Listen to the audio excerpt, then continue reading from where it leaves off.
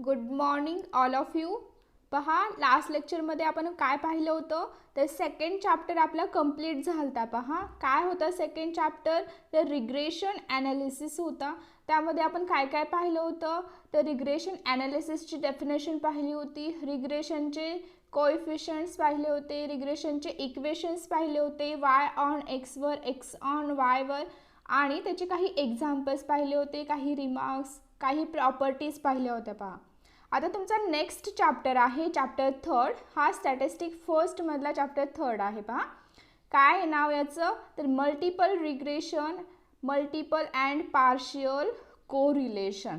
Chapter third आहे तुमचा multiple regression and multiple partial correlation. पहा त्यामध्ये कोणते कोणते पॉईंट्स आहेत तर फर्स्ट त्याचं इंट्रोडक्शन दिलेलं आहे, next trivariate sample data and notation, third आहे पहा fitting of regression plane, fourth आहे मल्टिपल कोरिलेशन, नेक्स्ट पॉइंट आहे coefficient of multiple determination and next adjusted R square, आणि लास्ट पॉइंट आहे पहा पार्शियल कोरिलेशन. तर हे सगळे पॉईंट्स आपल्याला स्टडी करायचे आहेत.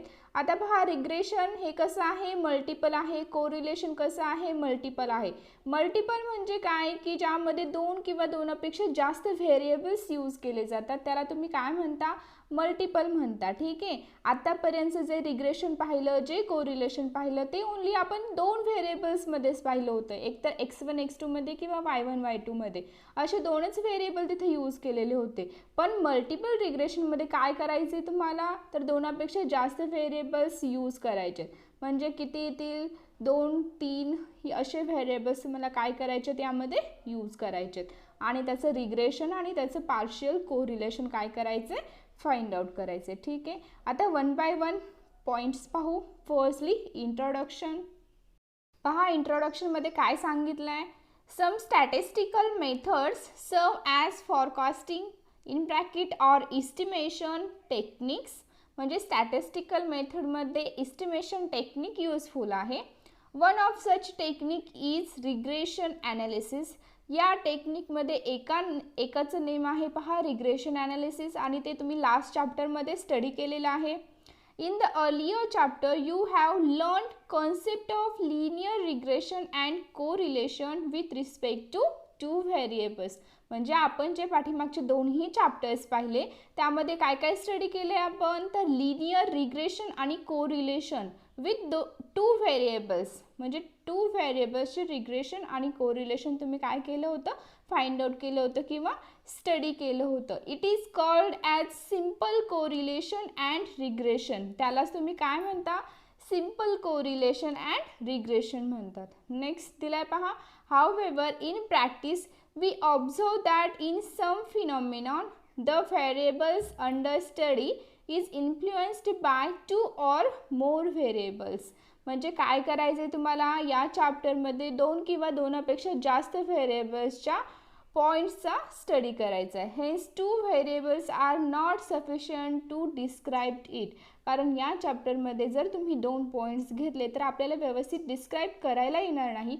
त्यामुळे आपल्याला काय करायचं या चॅप्टरमध्ये टू किंवा टूपेक्षा जास्त व्हेरिएबल्स काय घ्यायचे स्टडी करण्यासाठी घ्यायचे आहेत. पहा तर मागच्या दोन चॅप्टरमध्ये जे रिग्रेशन कोरिलेशन पाहिले त्याला सिम्पल कोरिलेशन म्हणायचे किंवा सिम्पल रिग्रेशन म्हणायचे, आणि आज हा चॅप्टर जो स्टार्ट करत आहोत त्याला तुम्ही काय म्हणणार आहेत तर multiple correlation or multiple regression. ठीक आहे, आता नेक्स्ट पॉईंट पाहू. पहा तुमचा नेक्स्ट पॉईंट आहे ट्रायव्हॅरिएट सॅम्पल डेटा अँड नोटेशन. आता ट्रायव्हॅरिएट डेटा म्हणजे काय की ज्यामध्ये तीन व्हेरिएबल्सचा डेटा असणार आहे त्यालाच तुम्ही काय म्हणणार आहेत तर ट्रायव्हॅरिएट डेटा म्हणणार आहेत. पहा यामध्ये काय दिलं आहे, suppose we are interested in study of multiple regression and correlation for 3 related variables y1 y2 and y3. तर किती व्हेरिएबल्स दिलेले आहेत पहा ट्रायव्हॅरिएट सॅम्पल डेटा म्हणजे 3 व्हेरिएबल्सचा डेटा, आणि त्याला सपोज केलंय पहा y1 y2 and y3. To deal with population involving these variables is generally not practicable as it may be laborious, time consuming, costly or due to some other reason. पहा काही वेळेस हे variables not प्रॅक्टिकेबल means काय की काही वेळेस हे variables useful केले जात नाहीत. मग याच्याऐवजी कोणते variables, other variables, suppose that x1 x2 x3 असे व्हेरिएबल्स याऐवजी यूज केले जातील. Hence we draw a sample of size n from the corresponding population for further study. तर याच्यामध्ये सॅम्पल साईज दिलेली आहे पहा, जे गिव्हन तुम्ही सपोजिशन, पॉप्युलेशन मीन्स गिव्हन जे ऑब्झर्वेशन्स तुम्हाला दिलेले असतील त्याची साईज काय करणार आहात तर n सपोज करणार आहात. फक्त या पॉईंट्समध्ये काय लक्षात ठेवायचं ओनली की ट्रायव्हॅरिएट सॅम्पल डेटा मीन्स 3 व्हेरिएबल असलेला डेटा, त्याला तुम्ही कोणतेही नेम देऊ शकता, x1 x2 x3 देऊ शकता, y1 y2 y3 देऊ शकता. एवढंच यामध्ये लक्षात ठेवायचं आहे. ठीक आहे. आता याचे काही नोटेशन्स आणि काही फॉर्म्युले आहेत ते पाहू. पहा नेक्स्ट काय दिलंय, there will be 3 possible pairs of variables. आता 3 पॉसिबल पेअर्स दिले असते कशाच्या तर व्हेरिएबल्सच्या. यामध्ये 3 व्हेरिएबल्स घेतले ते पहा x1 x2 अँड x3 आणि या तिन्ही व्हेरिएबल्सच्या पेअर्स घेतलेले आहेत. फर्स्ट पेअर आहे x1 x2, सेकंड आहे x2 x3 अँड थर्ड आहे x3 x1. तर याचे काय दिलेले आहेत तुम्हाला फॉर्म्युले दिलेले आहेत. The correlation coefficient between these pairs of variables will be as follows. म्हणजे या पेअर्समध्ये कोरिलेशन कोएफिशिएंट तुम्ही कसं राईट डाऊन करणार आहेत त्याचे फॉर्म्युले दिलेले आहेत पहा. आणि त्याला तुम्ही काय नोटेशन मीन्स तुम्ही त्याला काय डिनोट करता तो सिम्बॉल असणार आहे. ठीक आहे. आता पहा फर्स्ट दिलाय R12. R12 म्हणजेच काय घेतलंय कोरिलेशन ऑफ x1 x2. त्याचा काय फॉर्म्युला दिलाय summation x1 x2 divided by n into sigma 1 into sigma 2 हा फॉर्म्युला आहे. म्हणजेच तुम्हाला R12 जर दिलं तर तुम्हाला समजलं पाहिजे की काय दिलंय, हे कोरिलेशन दिलंय कशाचं फर्स्ट आणि सेकंड व्हेरिएबलचं. नेक्स्ट दिलंय पहा R23 म्हणजे हे काय आहे कोरिलेशन आहे सेकंड अँड थर्ड व्हेरिएबलचं. Therefore R23 is equal to correlation of x2 x3 is equal to summation x2 x3 divided by n into sigma 2 into sigma 3. Next similarly next correlation दिलेलं आहे R13 म्हणजेच कशाचं correlation आहे first आणि थर्ड व्हेरिएबलचं.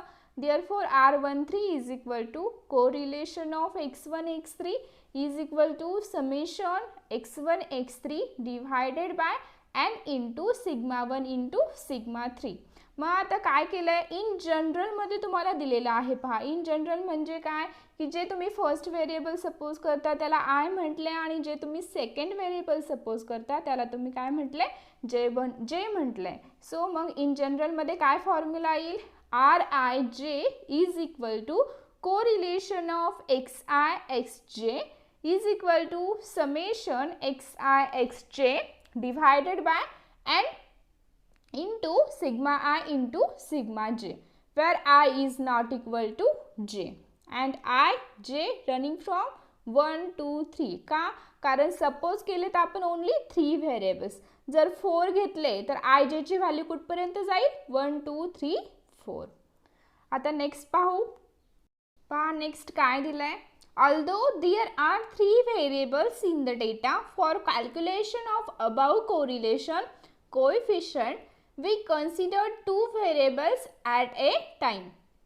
Hence R12, R23, R13 are termed as total correlation coefficient. म्हणजे ते जे तुम्ही कोरिलेशन्स फाइंड आउट केलेत म्हणजे या अगोदरच्या इमेजमध्ये जे फॉर्म्युले दिलेले होते पहा R12 means correlation of x1 x2, R23 means correlation of x2 x3, R13 means correlation of x1 x3, यालाच तुम्ही काय म्हणणार आहात तर टोटल कोरिलेशन कोएफिशिएंट म्हणणार आहात. ठीक आहे. नेक्स्ट काय दिलंय पहा, the study of multiple regression multiple correlation coefficient using the matrix of correlation coefficient becomes convenient. आता पहा हे जे कोरिलेशन कोएफिशिएंट्स दिलेले आहेत ते मॅट्रिक्स फॉर्ममध्ये कसे राईट डाऊन करायचे तर ते दिलंय पहा. The matrix of correlation coefficient is denoted by capital R. तर मॅट्रिक्स ऑफ कोरिलेशन कोएफिशिएंट काय दिलाय कॅपिटल आर, यानी तुम्ही मॅट्रिक्स डिनोट करणार आहात आणि मॅट्रिक्स दिलाय पहा खाली and is given bye capital R is equal to Rij, where Rij is equal to correlation of xi X J. तर हा कोरिलेशनचा मॅट्रिक्स आहे. ठीक आहे. मग therefore capital R is equal to, हा मॅट्रिक्स लक्षात ठेवायचा आहे. पहा काय मॅट्रिक्स दिला आहे. R is equal to R11 R12 R13. मी रो वाईज वाचते. R21 R22 R23 R31 R32 R33. पहा आता हा जो कॅपिटल आर आहे हा सिमेट्रिक मॅट्रिक्स आहे. मग सिमेट्रिक मॅट्रिक्स कसा राईट डाऊन करता तुम्ही, तर आय आणि जे ह्या ज्या व्हॅल्यूज आहेत सिमेट्रिक मॅट्रिक्समध्ये ह्या इक्वल असतात. म्हणजेच काय, R suffix I J is equal to R suffix J I. म्हणजेच काय होणार याचं मिनिंग, जर R12 आणि R21 ह्या दोन्ही व्हॅल्यूज काय होतील, सेम होतील. R13 आणि R31 ह्या व्हॅल्यूज काय होतील, सेम होतील. आणि अजून एक कंडिशन आहे पहा सिमेट्रिक मॅट्रिक्समध्ये, तर आर आय आयची व्हॅल्यू काय असते, 1 असते. आर आय आय म्हणजेच काय, R11 R22 R33 याच्या व्हॅल्यूज काय असणार आहे, तर 1 असणार आहेत. पहा मग ह्या सगळे चेंजेस तुम्हाला काय करायचे, नेक्स्ट स्टेपमध्ये करायचे. म्हणजेच तुम्ही काय काय करता नेक्स्ट स्टेपमध्ये कॅपिटल आर राईट डाऊन करताना, तर R11 R22 R33 ची व्हॅल्यू काय लिहिता, 1 लिहिता. आणि R12 आणि R21 ची व्हॅल्यू काय असणार आहे, सेम असणार आहे. मग हे चेंजेस केल्यानंतर नेक्स्ट तुमचा मॅट्रिक्स काय तयार होईल, capital R is equal to, मी रो वाईज वाचते पहा, 1 R12 R13. नेक्स्ट रो काय होईल, तर R21 ची व्हॅल्यू पण काय लिहिणार तुम्ही, R12 1 आणि R23. नेक्स्ट R31 ची व्हॅल्यू काय लिहिणार, तर R13 R23 आणि R1. हा झाला नेक्स्ट कॅल्क्युलेटर, म्हणजे तुम्ही सिमेट्रिक मॅट्रिक्सनुसार जो सॉल्व केलेला मॅट्रिक्स आहे तो. मग तुम्हाला हा जो न्यू मॅट्रिक्स आला आहे बाय युजिंग सिमेट्रिक मॅट्रिक्स, तो तुम्हाला क्वेश्चन सॉल्व करताना काय करायचं आहे, यूज करायचा आहे. पहा मी खाली mod of R denotes determinant of R and it is given by. R हा एक सिमेट्रिक मॅट्रिक्स आहे आणि त्याचा डिटर्मिनंट काय येईल, मग जो तुम्ही सॉल्व केलेला मॅट्रिक्स आहे पहा, सिमेट्रिक मॅट्रिक्सच्या ज्या कंडिशन्स यूज केलेल्या आहेत त्या कंडिशन्स यामध्ये यूज केल्यात आणि रिमेनिंग मॅट्रिक्स जो आला आहे तो गिव्हनमध्ये तुम्हाला दिलेला आहे. पहा मी परत एकदा वाचून दाखवते तुम्हाला. Mod of R is equal to mod of 1 R12 R13 R12 1 R23 R13 R23 आणि 1. हा झाला कॅपिटल आर मॅट्रिक्स किंवा त्याचा डिटर्मिनंट. तर यावरचं जर एक्झाम्पल आलं तर हा सॉल्व्हेबल मॅट्रिक्स तुम्हाला काय करायचा आहे, यूज करायचा आहे. ठीक आहे, त्याला एक बॉक्स करून ठेवा म्हणजे तुमच्या लक्षात राहील. आता आपण नेक्स्ट पॉईंट पाहू.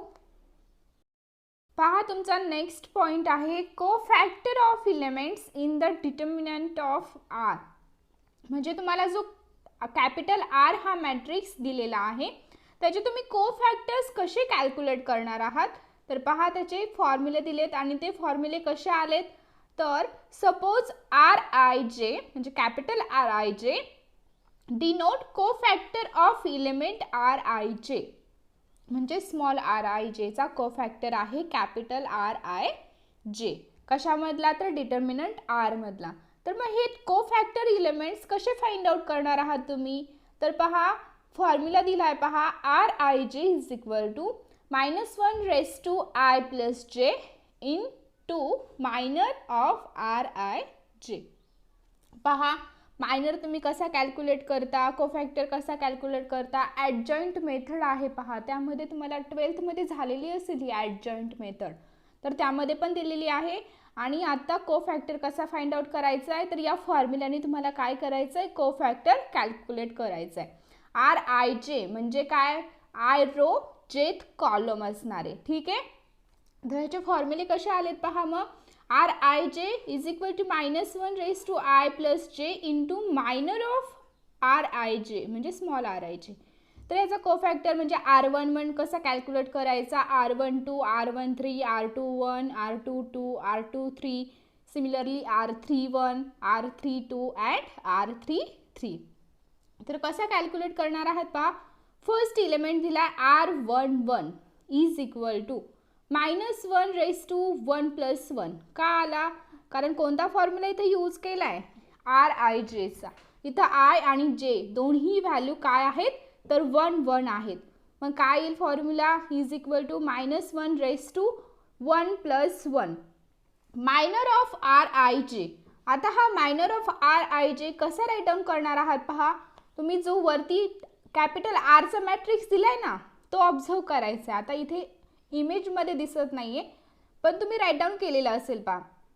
R11चा मायनर कॅल्क्युलेट करताना काय करायचंय, फर्स्ट रो आणि फर्स्ट कॉलम 1 1 आहेत ना, फर्स्ट रो आणि फर्स्ट कॉलम कॅन्सल करायचेत आणि राहिलेले जे इलेमेंट्स आहेत त्याचं डिटर्मिनंट तुम्ही लिहिणार आहात. तो म्हणजे मायनर ऑफ R11 असेल. ठीक आहे, मी काय सांगते व्यवस्थित लक्ष द्यायचे.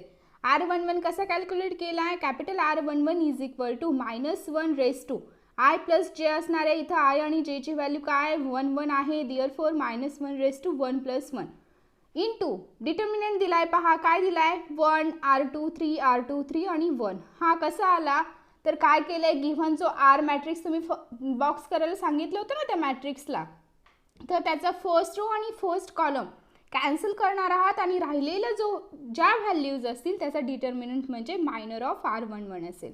मग हे सॉल्व करायचे पहा. -1 रेस टू 1 + 1 दॅट इज -1चा स्क्वेअर 1 राहणार आहे म्हणजे याच्यावर काहीही परिणाम होणार नाही. आणि determinant of 1 R23 R23 1 determinant कसा कॅल्क्युलेट करता तुम्हाला माहीत आहे, क्रॉस मल्टिप्लिकेशन करता. मग 1 × 1 1 राहिला, 1 minus R23 × R23 is R23 square. हा झाला R11. सिमिलरली काय करायचं आहे तुम्हाला, R12 कॅल्क्युलेट करायचं आहे. आता R12 कसा कॅल्क्युलेट करता तर फॉर्म्युला यूज करायचा आहे. -1 raise to 1 + 2 into minor of R12 म्हणजे काय, फर्स्ट रो आणि सेकंड कॉलम गिव्हन आर मधली कॅन्सल करायचे आणि राहिलेले जे इलेमेंट्स आहेत ते डिटर्मिनंटच्या फॉर्ममध्ये राईट डाऊन करणार आहात. मग हे सॉल्व केल्यानंतर आता पहा -1 रेस टू 1 + 2 काय येईल व्हॅल्यू -1 क्यूब आणि -1चा क्यूब काय असतो -1 असतो. -1 रेस टू कोणताही ऑड नंबर हा मायनस असतो आणि -1 रेस टू कोणताही इव्हन नंबर हा काय असतो इव्हन असतो म्हणजे 1 येतो. ठीक आहे, सो -1चा क्यूब काय होईल मायनस, देअरफॉर या ब्रॅकेटच्या बाहेर काय दिलंय निगेटिव्ह साईन दिलंय आणि नंतर काय केलंय cross multiplication that is R12 minus R23 into R13 आणि नंतर काय केलंय हे निगेटिव्ह साईन आहे ते आतमध्ये घेतलंय म्हणजेच काय फॉर्म्युला तयार होईल तुमचा R13 into R23 minus R12. ठीक आहे, सिमिलरली काय केलंय R13 कॅल्क्युलेट केलाय. सो कसा कॅल्क्युलेट करणार, -1 रेस टू 1 + 3 इंटू डिटर्मिनंट कोणता येईल तर first row and third column R मधला कॅन्सल करायचा आहे. जो मॅट्रिक्स तुम्हाला गिव्हन वरती दिलेला होता अगोदर त्या आर मधला फर्स्ट रो आणि थर्ड कॉलम कॅन्सल करायचा आहे आणि राहिलेले इलेमेंट्स काय करायचे तर डिटर्मिनंटच्या फॉर्ममध्ये लिहायचे आहेत. मग काय येईल तुमचं -1 raise to 1 + 3 is -1 raise to 4 आणि -1 रेस टू 4 ची व्हॅल्यू काय असते 1 असते. ठीक आहे, इज इक्वल टू मग काय येईल तुमचा R13 R12 dot R23 minus R13. हा झाला तुमचा कॅपिटल R13चा फॉर्म्युला. सिमिलरली तुम्हाला काय काय कॅल्क्युलेट करायचं आहे R21 R22 R23 and R31 R32 R33 calculate करायचे पहा. ठीक आहे, आता नेक्स्ट पाहू. पहा नेक्स्ट तुम्हाला काही रिमार्क्स दिलेले आहेत तर हे रिमार्क्स MCQ मध्ये तुम्हाला विचारले जाऊ शकतात. ठीक आहे, तो रिमार्क काय सांगतोय पहा. Remark 1, it can be notice that capital RIJ is equal to capital RJI for I is not equal to J and IJ is equal to 1 2 3. म्हणजेच काय की कॅपिटल RIJ आणि कॅपिटल RJI या दोन्ही व्हॅल्यूज काय असणार आहेत सेम असणार आहेत. फॉर एक्झाम्पल तुम्हाला सांगितलं होतं पहा capital R suffix 1 2 is equal to capital R21 ह्या व्हॅल्यू सेम असतील. R23 is equal to R32 ह्या व्हॅल्यूज सेम असतील. R13 is equal to R31 ह्या व्हॅल्यूज काय असतील सेम असतील. ठीक आहे, नेक्स्ट सेकंड रिमार्क काय सांगतोय, the value of the determinant can be obtained as sum of product of the elements in a row or column and corresponding cofactors according using elements of first row. तर पहा sum of product of the elements म्हणजे सम आहे कशाची, product of the एलिमेंट्सची. कोणत्या प्रॉडक्टची, तर row and corresponding cofactor, row आणि त्याच्या कोफॅक्टरची. तर काय दिलेली आहे पहा, डिटर्मिनंटची value mod of R is equal to R11 into capital R11, capital R11 means cofactor, plus R12 into capital R12 plus R13 into capital R13. पहा आता is equal to next step कशी आली आहे, तर R11 ची value तुम्हाला माहिती आहे 1 असते, कारण R मध्ये काय घेतलं होतं आपण, सिमेट्रिक मॅट्रिक्स घेतला होता आणि त्यामध्ये काय होतं, तर RI ची व्हॅल्यू काय होती, 1 होती. मग I मीन्स 1 1 म्हणजे दोन्ही व्हॅल्यूज तुमच्या सेम पाहिजेत. मग R11 ची व्हॅल्यू 1 आणि capital R11 1 minus R23 square जे तुम्ही अगोदर कॅल्क्युलेट केलेली आहे पहा, या अगोदर ज्या कॅल्क्युलेट केलेल्या व्हॅल्यूज आहेत पहा R11, R12, R13 ह्या व्हॅल्यूज इथे सबस्टिट्यूट केलेल्या आहेत. ठीक आहे. नेक्स्ट काय होईल मग, नेक्स्ट स्टेप हे काय केलंय, सिम्पली सॉल्व केलेलं आहे प्रोडक्ट करून. 1 minus R23 square minus R12 in bracket R12 minus R13 into R23 bracket complete plus R13 into R12 R23 minus R13. Next आहे हे तुम्ही सॉल्व करायचं आहे पहा. आणि नेक्स्ट स्टेप काय येईल मग, 1 minus R12 square minus R13 square minus R23 square plus 2 times R12 into R13 into R23. ही झाली डिटर्मिनंट R ची व्हॅल्यू.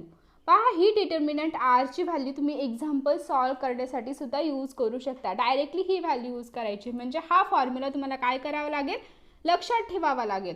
आणि अदर हा फॉर्म्युला कसा येईल पहा, मॅट्रिक्स R तुम्हाला माहीत आहे, त्या मॅट्रिक्स Rचा डिटर्मिनंट तुम्हाला फाइंड आउट करायचं आहे. आता प्रत्येक मॅट्रिक्सचा डिटर्मिनंट कसा फाइंड आउट करता, 3x3 चा तुम्हाला माहीत आहे, त्या वेनी केलं तरी सेम व्हॅल्यू तुम्हाला मिळणार आहे. ठीक आहे. मग कोणताही वे तुम्ही यूज करू शकता. पहा थर्ड रिमार्क काय दिलाय, the sum of product of the elements of a row with cofactor corresponding elements another row is always 0. म्हणजे काय दिलंय पहा, जे sum of product of elements घेणार आहेत कोफॅक्टरचे ते काय असतील, तर ऑलवेज 0 असतील. त्याचा फॉर्म्युला काय दिलाय, R21 into R11 R22 into R12 plus R23 into R13 is equal to 0. Similarly R31 into R11 plus R32 into R12 plus R33 into capital R13 is equal to 0. Find out करून पहा ह्या value 0 येत आहेत की नाही by using capital R. पहा जे सेकंडमध्ये find out केलं आहे, सिमिलरली थर्ड रिमार्कमध्ये पण तसंच फाइंड आउट करायचं आहे. आणि ज्या दोन्ही व्हॅल्यूज दिलेल्या आहेत त्या काय येतात, तर 0 येतात. हे तुमचे रिमार्क्स आहेत पहा. ठीक आहे. आता नेक्स्ट पॉईंट पाहू. पहा नेक्स्ट पॉईंट आहे फिटिंग ऑफ रिग्रेशन प्लेन. तर काय दिले पहा यामध्ये, if in the earlier chapter we have seen that if x1 is the dependent or response variable and x2 is independent variable, then the regression line of x1 on x2 is x1 is equal to a plus b x2. तर काय दिलंय पहा, x1 हा जर dependent variable असेल and x2 हा जर independent variable असेल तर तुमची regression line x1 on x2 काय येईल, तर x1 is equal to a plus b x2 where b is the regression coefficient of x1 and x2. तर हा जो b आहे कॉन्स्टंट हा काय असणार आहे, रिग्रेशन कोएफिशियंट असणार आहे कशाचा, x1 आणि x2 चा. Same idea is to be extended for 3 variables. म्हणजे जसं तुम्ही 2 व्हेरिएबलचं रिग्रेशन प्लेनचं इक्वेशन राईट डाऊन केलंय, सेम तेच इक्वेशन तुम्हाला काय करायचं आहे, 3 व्हेरिएबल्सचं करायचं आहे. आता इथे 2 व्हेरिएबल्स होते म्हणजे x1 x2 होते, 3 व्हेरिएबलमध्ये काय करावं लागेल तुम्हाला, x1 x2 अँड x3 घ्यावे लागतील. मग काय येईल next, if x1 is the dependent variable and x2 x3 are independent variables then the regression equation will take form. तर काय येईल regression equation, x1 is equal to a plus bx2 plus cx3. The above equation will represent plane of regression of x1 on x2 and x3. तर हे regression equation आहे कशाचं, प्लेनचं, x1 on x2 and x3 वरचं. ठीक आहे. So first पाहिलं regression line x1 on x2, ती line काय आहे तर x1 is equal to a plus bx2 आहे. आणि नेक्स्ट इक्वेशन दिलंय पहा, x1 is equal to a plus bx2 plus cx3. हे काय आहे, plane of regression x1 on x2 and x3. पहा x1 कशावर डिपेंड आहे तर x2 आणि x3 वर डिपेंड आहे. ठीक आहे. हे झालं plane of the regression equation. आता नेक्स्ट पाहू. पहा नेक्स्ट काय दिलंय, अकॉर्डिंग टू युलिस नोटेशन. आता युलिस हा काय आहे, एक सायंटिस्ट आहे पहा. त्याच्या म्हणण्यानुसार किंवा तो काय सांगतोय ते पाहू. According to Yule's notation the coefficient b and c in equation 1, म्हणजे तुम्ही जे इक्वेशन लिहिलं प्लेनचं x1 is equal to a plus bx2 plus cx3. तर काय केलंय, coefficient of b and c, त्यामधले जे b आणि c हे जे कोएफिशियंट आहेत are denoted by b suffix 12.3 and b suffix 13.2 respectively. आता त्या b आणि c ऐवजी तुम्हाला काय लिहायचे, हे दोन कॉन्स्टंट व्हेरिएबल्स लिहायचे. ते पहा कोणते कोणते, b12.3 and b13.2 respectively. मग इक्वेशन 1 कसं राईट डाऊन करता येईल, so x1 is equal to a plus b12.3 x2 plus b13.2 x3. हे झालं न्यू तुमचं इक्वेशन ऑफ प्लेन.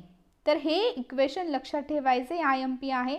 जर एक्झाममध्ये विचारलं तर हेच इक्वेशन तुम्ही राईट डाऊन करताना पहा.